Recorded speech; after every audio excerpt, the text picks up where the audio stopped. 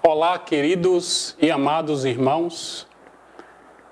É com prazer que eu vos saúdo com um bom dia. Nessa oportunidade, vamos estar aqui meditando sobre a Palavra de Deus em mais uma edição da Escola Bíblica Dominical da Igreja Batista Sinai.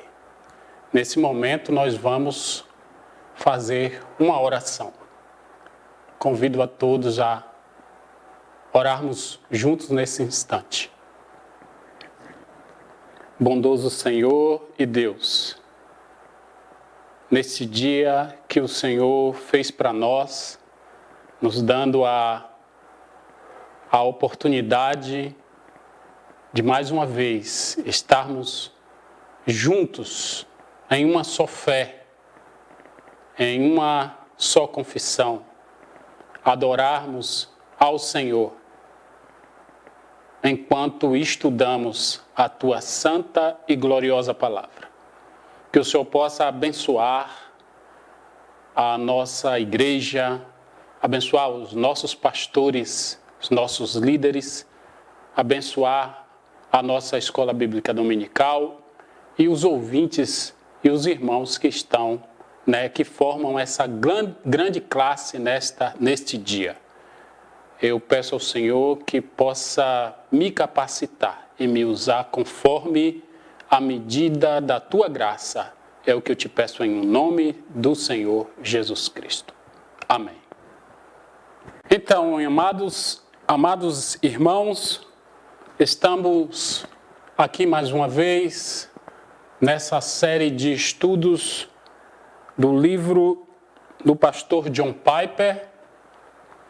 E nessa manhã temos aí a responsabilidade de juntos meditarmos sobre este tema nesta manhã, que é a graça imerecida e condicional de Deus. A graça imerecida e condicional de Deus.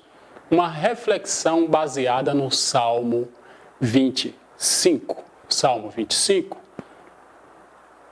E eu, antes de mais nada, queria fazer algumas considerações,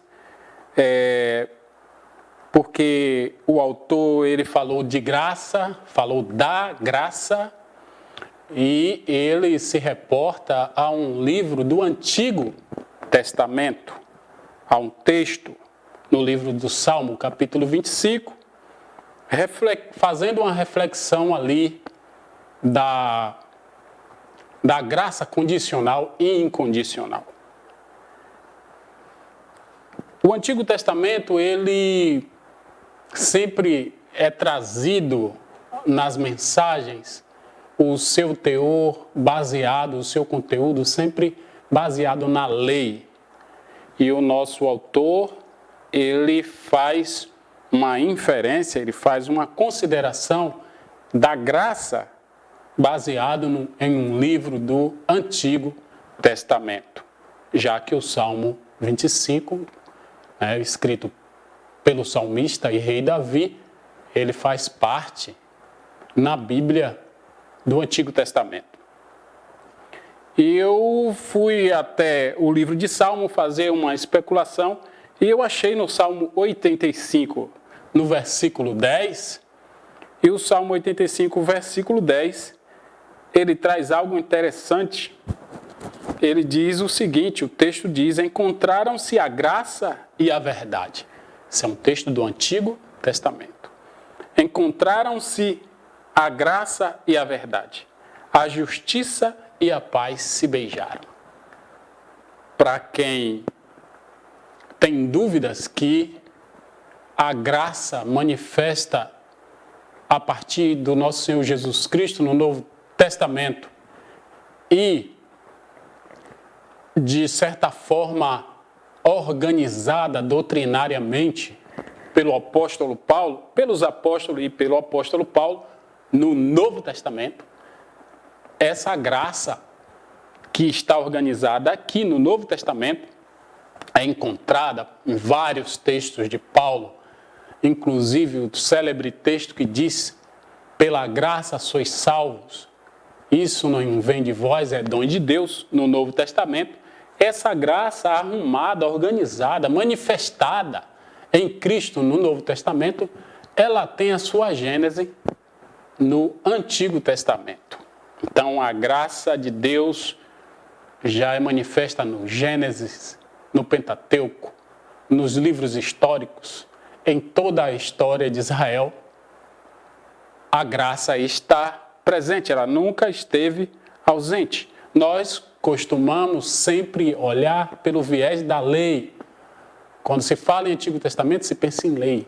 Mas há uma intensa manifestação da graça de Deus, e é por esse motivo que a humanidade, ela não é assim, consumida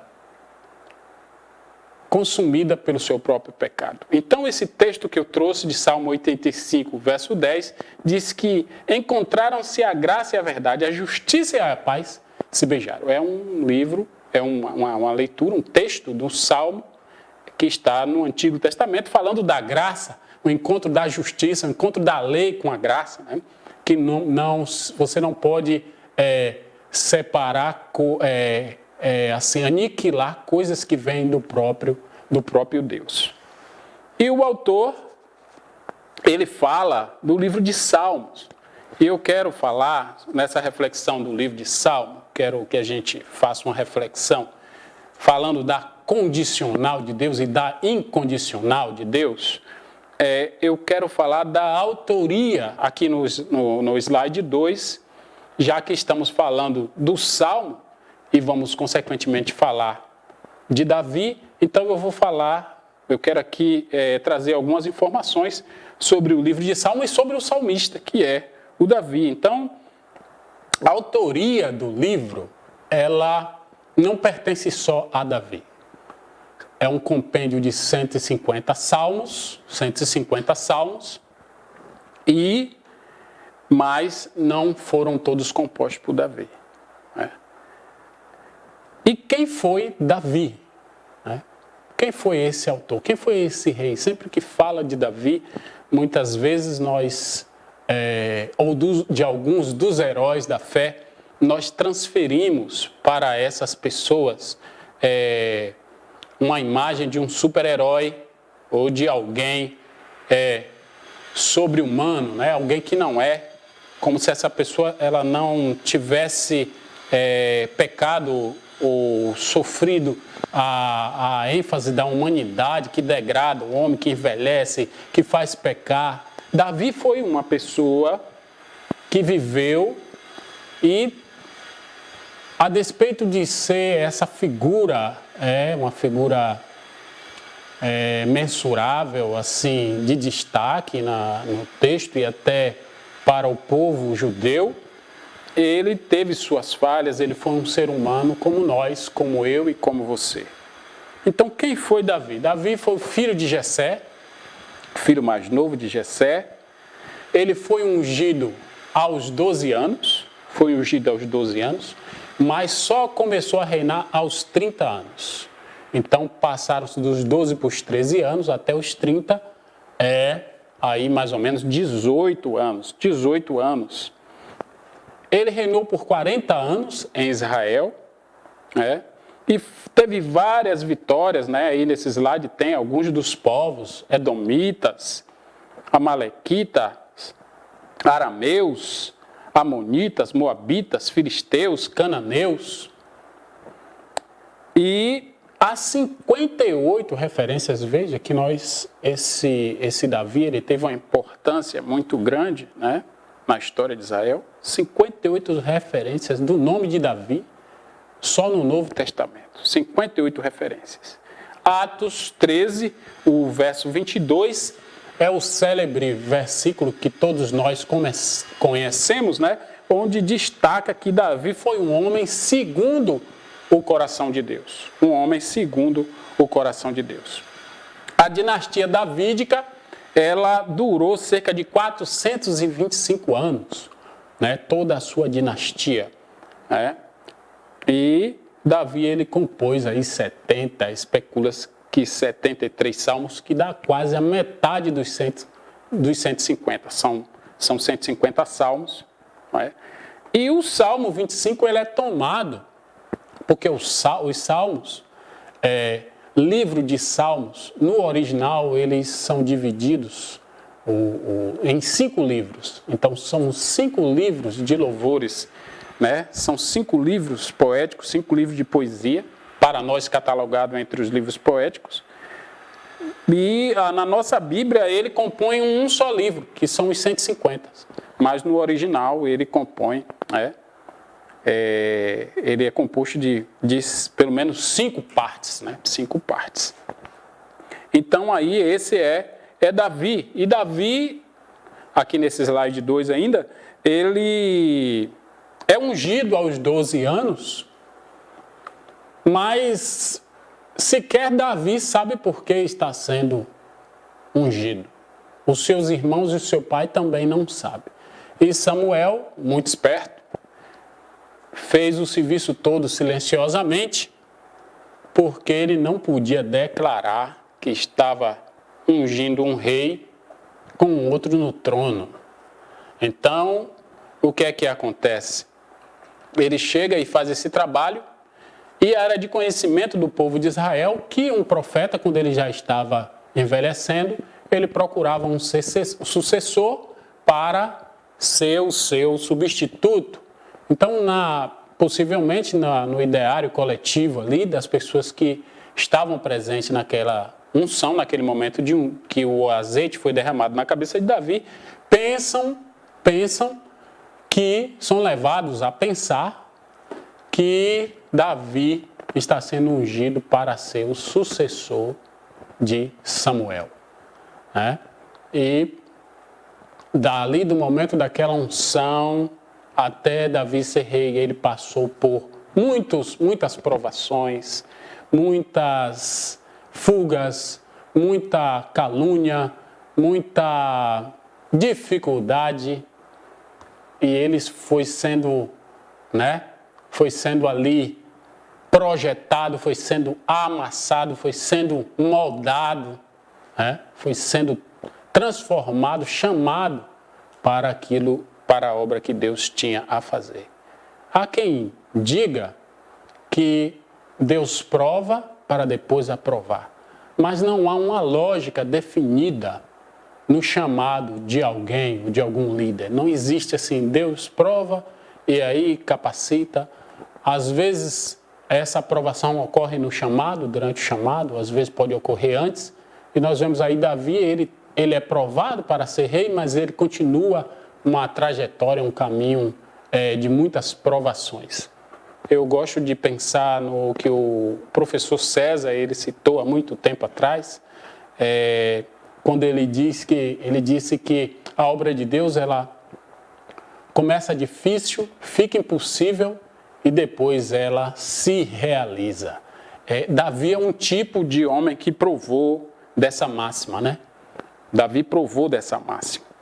Então, esse é Davi, é um perfil básico dessa pessoa que não era considerado ao ponto de ser estimado nesse primeiro momento aí dessa unção, mas depois tem uma história brilhante. E Jesus é um dos títulos que ele gostava de ser chamado, e isso ocorre no seu dia, no Novo Testamento, era filho de Davi. Né?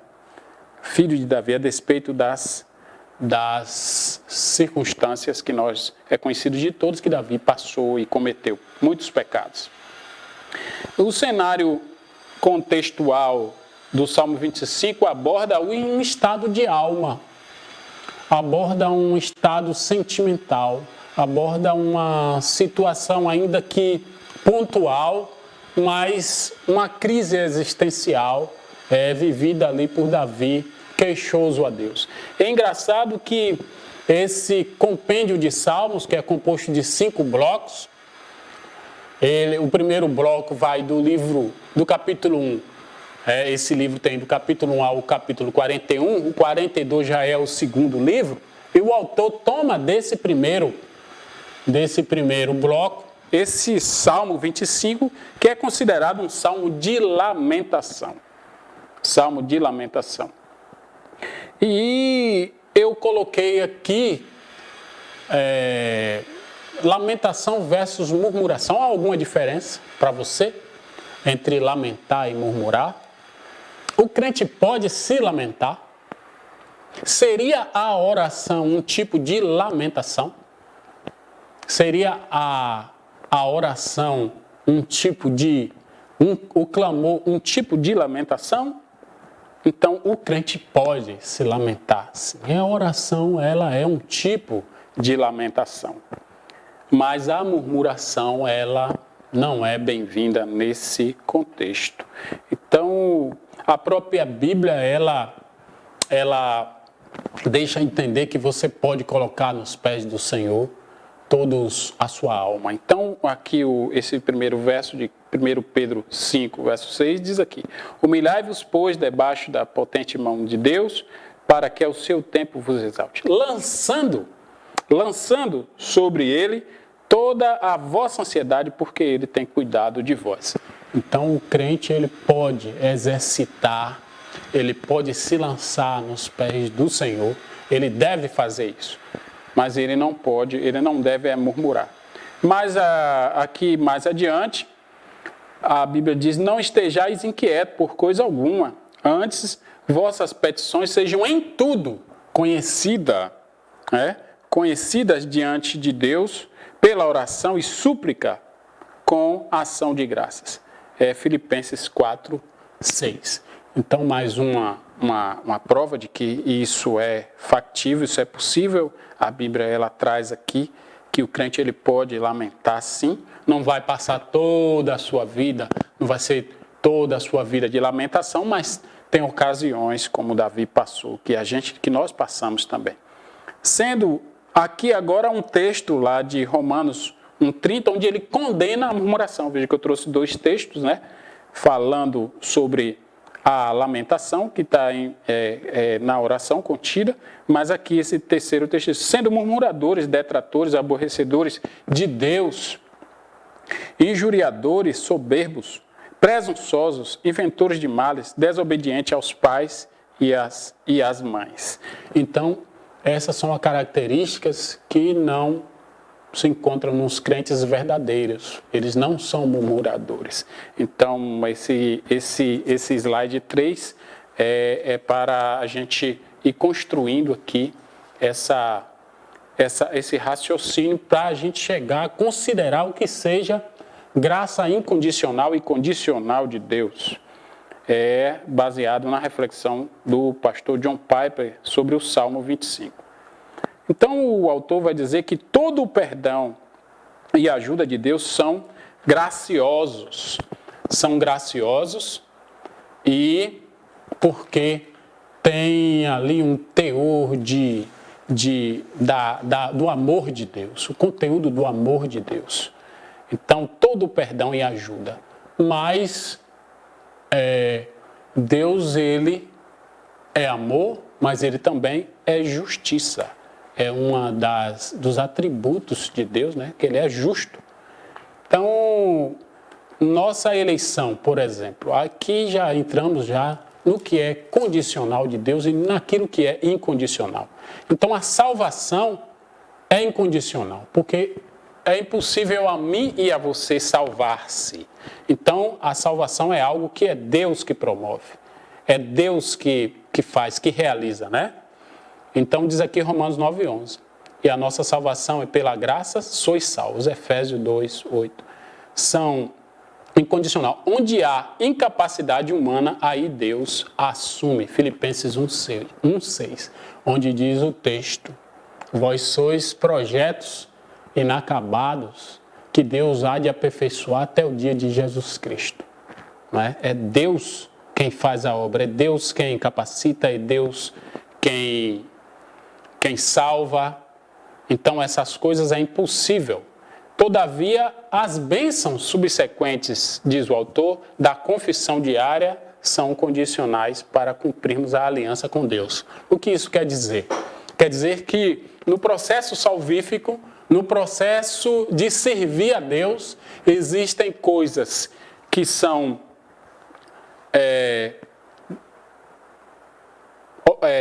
que Deus tem que fazer, que é Deus quem faz, que é Deus quem realiza, mas existe também coisas que sou eu, para demonstrar a minha aliança, o meu vínculo com Deus, para que essa aliança ela seja confirmada sempre. Eu que tenho que fazer para alcançar essas bênçãos condicionais. As incondicionais não. E que são bênçãos condicionais?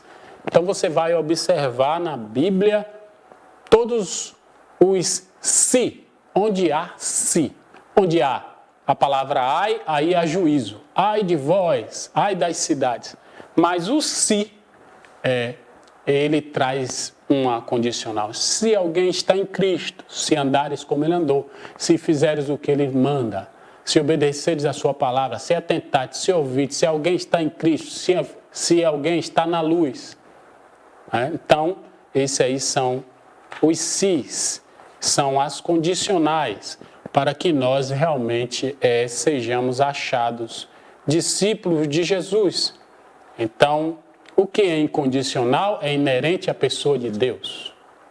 Salvar, eleger, enviar Jesus, o amor de Deus. Não há nada que eu pudesse fazer que pudesse motivar Deus a tomar essa atitude. É isso que o autor está dizendo. Então, quando é incondicional, diz respeito à soberania de Deus. E quando é condicional, diz respeito à nossa humanidade, a sermos discípulos. Tem um texto em Coríntios, eu não sei a citação, mas diz que todas quantas promessas há de Deus são nele sim e por ele amém, para a glória de Deus por nós. Todas quantas promessas há de Deus são nele sim e por ele mesmo amém. O que isso quer dizer? Que Deus, quando ele promete algo, quando ele vai fazer algo nesse entendimento incondicional, ele não tem ninguém acima dele que possa cobrar, dizer, oh Deus, está na hora de amar, oh Deus, está na hora de salvar, oh Deus, está na hora de cumprir. Então essas coisas são incondicionais ou quê? São por ele sim, são nele sim e por ele amém, para a glória de Deus por nós. O que é incondicional, Deus mesmo, ele, quando ele promete amar, quando ele promete salvar, ele fica devedor de si mesmo. Não fica devedor a mim e a você. Então ele fica devedor a si mesmo, porque ele é fiel e vela pela sua palavra para cumprir. Deus não pode mentir. Então vamos ao slide 4. O slide 4 deixamos para trás, vamos ao slide 5. Slide 5. No slide 5, aqui ainda a graça merecida e condicional de Deus, a reflexão sobre o Salmo. Eu trago aqui os versos que o autor ele pensou do Salmo todo, 25. Ele pensou do 8, né? Eu trouxe do 8 ao 21, onde aqui nós temos bom e reto é o Senhor, por isso aponta o caminho aos pecadores. Bom e reto é o Senhor, por isso aponta o caminho. Então, apontar o caminho, visto que o pecado nos cegou, nos tirou a capacidade de escolher o bem, então apontar o caminho é uma coisa que é Deus que faz. Então, quem aponta o caminho é Deus. O verso 9 do Salmo 25 diz, guia os humildes na justiça e ensina aos mansos o seu caminho. Então, Deus guia quem? Os mansos. Então, é preciso ser humilde. É preciso ser manso. É condicional. Deus guia essas pessoas, né, no seu caminho, no caminho de Deus. O verso 10 diz, todas as veredas do Senhor são misericórdia e verdade, para os que o guardam a sua aliança e os seus testemunhos. Para quem? Qual é a condicional aqui? Para os que guardam a sua aliança e os seus testemunhos. O verso 11 diz aqui, por causa do teu nome, Senhor, perdoa a minha iniquidade, que é grande. Então, perdoar a iniquidade é uma coisa que é referente à pessoa de Deus. Então, o homem não pode perdoar a si mesmo, mas Deus é quem perdoa a iniquidade. O verso 12 diz: o homem que teme ao Senhor, ele o instruirá no caminho que deve escolher. Então, quem escolhe o caminho é o Senhor. Não sou eu, não é você. Então, isso aí são coisas incondicionais que está atrelado ao poder de Deus. O verso 16 diz: volta-te para mim e tem compaixão, porque estou sozinho e aflito. Então, Deus, ele tem compaixão dos aflitos. Ele se compadece das nossas aflições. E o verso 21 diz: preservem-me a sinceridade e a retidão, porque em ti espero. Então, essas são basicamente, nesse salmo, nesse contexto, que Davi, observe que ele tem uma postura quebrantada, ele tem uma postura de quem sabe se chegar a Deus. Ele não é arrogante, ele não é presunçoso, ele não é descabido, desmedido, mas ele é sincero, ele é manso, ele é humilde, ele dá testemunho, ele sabe que ele é pecador. E quando a gente procede assim, tudo fica mais fácil. Tudo fica mais fácil. Então, há coisas que Deus que faz e há outras coisas que eu que tenho que fazer. Então, aceitei Jesus, estou salvo. Há um caminho para percorrer. Há um trabalho a ser feito. Há o trabalho de Cristo. É uma doação diária. Eu preciso manifestar esse Jesus salvífico a outras pessoas. A outras pessoas. Vamos aqui ao slide 6. E no slide 6, ainda a reflexão sobre o Salmo 25, eu trouxe aqui etimologicamente, devia ter colocado lá na frente, mas enfim, a palavra condição, ela expressa o quê? Suposição, contém ou implica numa hipótese, é incerto, condicionado à aceitação. Então, como eu disse, se atentardes, se ouvirdes. E é engraçado que no livro de Josué disse o seguinte: Deus falou para o povo: eis que eu ponho diante de vós hoje a bênção e a maldição. Vê o que vós vai escolher. Então, a escolha, depois que Deus faz a preposição, é nossa. Não, Deus não escolhe por mim e por você. Deus não escolhe. A escolha é nossa. Deus apresenta as condições e aí cabe a nós, a mim e a você, nos comportarmos dignamente, baseado naquilo que seja propício, propício e agradável. E aqui no slide 7, já concluindo, temos aqui então o primeiro tópico, que é um questionamento. Examine seu coração à luz desse salmo para verificar. Isso aqui foi o autor que trouxe. Se é humilde diante dele, o verso 9. E guarda a sua aliança, verso 10. Se o teme, verso 12. Se você se refugia nele, verso 20. Se espera no Senhor, verso 21. Estes são os pecadores que Deus guiará e protegerá. Você é um deles?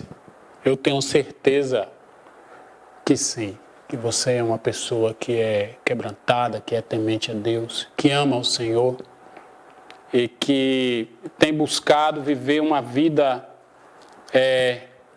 pautado naquilo que seja condicional, pautado nas condições, seguindo as condições que o próprio Jesus ele deu através da sua palavra. Nós precisamos olhar para Cristo e nesses dias que nós estamos passando de muitas dificuldades, de muitas falas, muitas vozes, querendo às vezes nos tirar do caminho, fica aí o conselho, que a graça é imerecida, é Deus que dá a graça imerecida, mas tem as condições, né? Como já disseram, não é porque é graça que é de graça. Então a graça, ela tem aí, não é o preço, mas são as condições, né? Às vezes as pessoas usam inadvertidamente, né? Estou pagando o preço, ou fulano pagou o preço. Se nós pagamos o preço por algo, por alguma coisa, significa que dizer que o sacrifício de Jesus ele não foi completo. Eu preciso dar uma ajudinha, né? Se eu ainda pago o preço para alguém da minha família se converter, se eu pago o preço por uma bênção, por uma dádiva, significa que o sacrifício de Jesus ele não é completo. E isso é um alejo teológico que precisa ser corrigido. Então, quando eu me porto de acordo com a palavra de Deus, aceitando as condicionais, então eu vou ser canal de bênção, né? Para mim mesmo e para quem está à minha volta. Então, que Deus possa abençoar a sua vida, Deus possa estar abençoando, Deus possa lhe dar a capacidade de se pautar nas suas condições, porque o que é incondicional, ele já fez. João 3,16 diz, e Deus amou o mundo de tal maneira que deu seu único Filho para que todo aquele que nele crê não pereça, mas tenha a vida eterna. Vamos nós às condicionais de Deus para gozarmos mais e mais da sua infinita graça. Que Deus possa estar abençoando. Convido os irmãos nesse instante para nós orarmos, encerrando esta maravilhosa lição do pastor John Piper. Bondoso Senhor, é com imensa satisfação que eu quero aqui agradecer ao Senhor por mais essa oportunidade de meditar sobre a Tua palavra, fazendo menção das condições que o Senhor nos deixou para que nós verdadeiramente sejamos sal e luz. Muito obrigado por mais essa oportunidade, em nome de Jesus. Que Deus possa abençoar e até breve.